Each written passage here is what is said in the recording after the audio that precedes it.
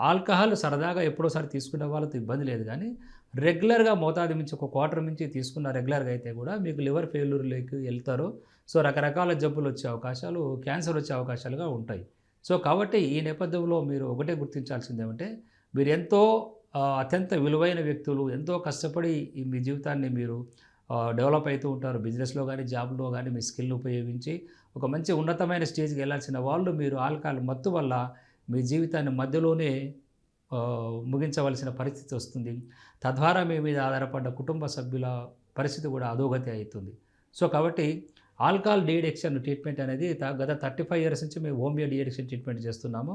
అతి తక్కువ ఖర్చుతోనే మనం హోమియో డీ అడిక్షన్ మెడిసిన్స్ ద్వారా మనం కంట్రోల్ చేసుకొని ఈ మెడిసిన్ వాడుతూ ఆల్కహాల్ వ్యసనం నుంచి దూరం కావడం ఈజీగా ఉంటుంది.